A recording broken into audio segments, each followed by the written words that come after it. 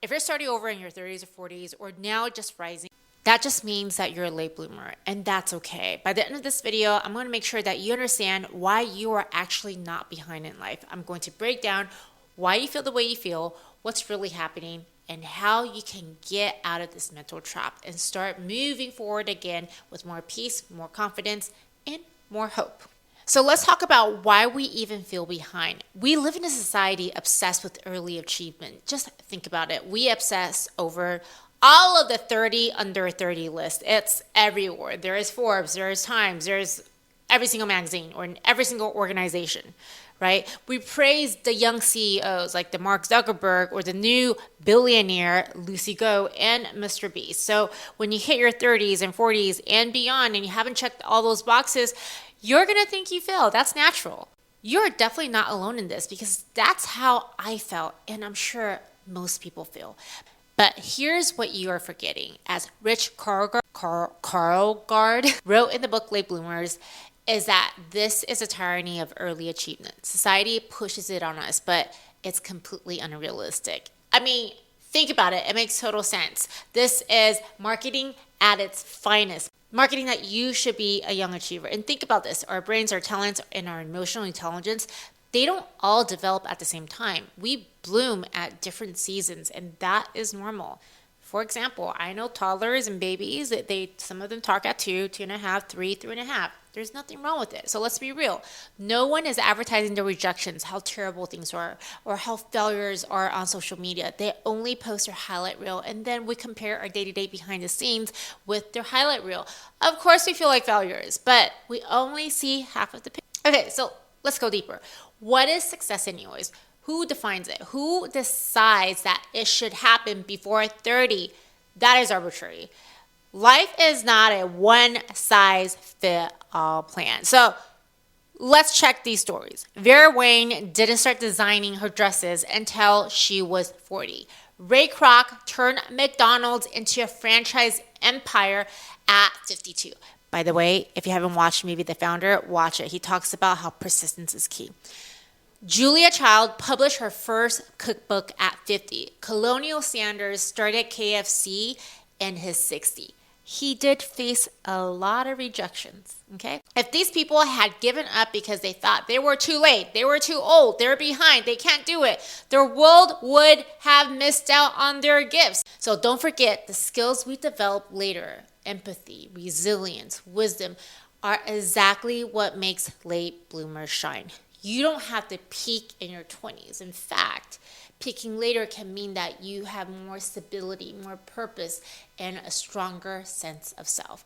Looking back now, I was building myself in my 20s. I may not be in the Forbes 30 under 30, but I sure gained a lot of wisdom, made enough mistakes to know who I am not and know who I am now. So I want you to think about this for a second. Where were you 5 years ago? What struggles did you face and overcame? What have you learned since then? If you can see even a tiny improvement, that is growth. That means you're moving forward, even if you can't see the finest line yet. I have learned that I've always been in the process of growing, and how you start does not affect how you end. No matter what age we are, it's up to us to own up to it and move with it. And we got to believe it in ourselves when nobody is, and beat every fear that comes in our way.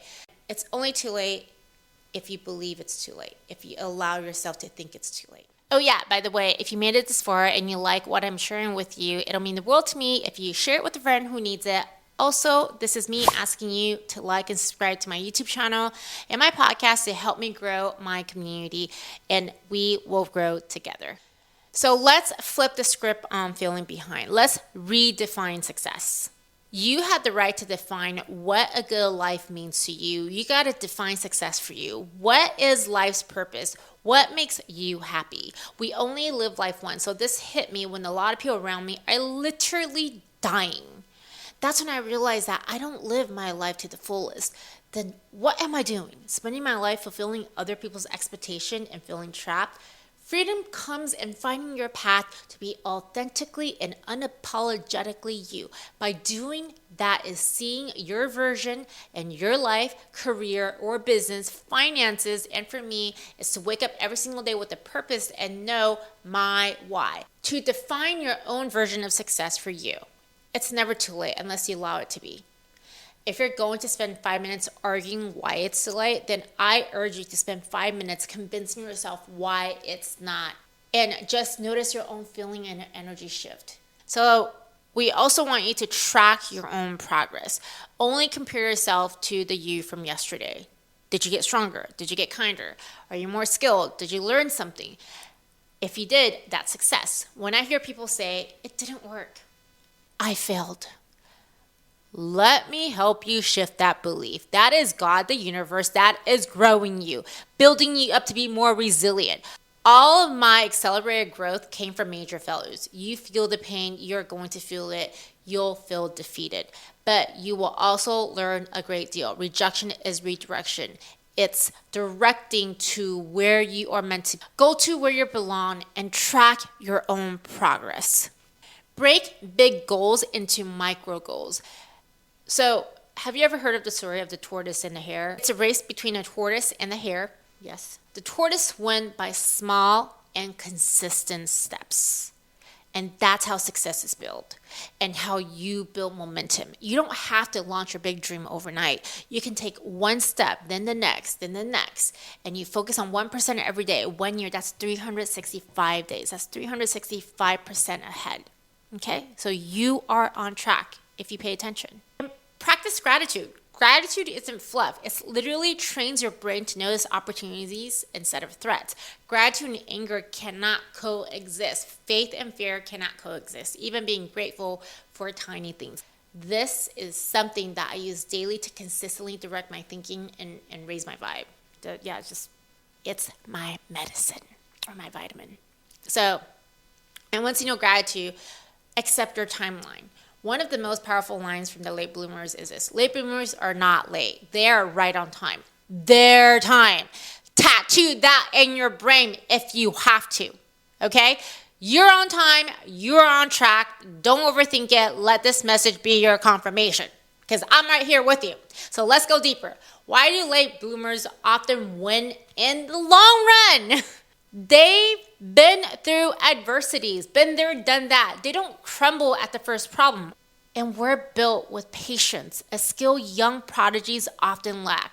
This is what I call the persistence test. Going back to the story of the tortoise and the hare may be running fast and the tortoise is taking one step at a time steadily, but the tortoise wins in the end. Do the best that you can with the highest awareness that you know. Another thing I want to put this out there, as patience is so important. We all know Elizabeth Holmes, the infamous Elizabeth Holmes, the founder of Theranos.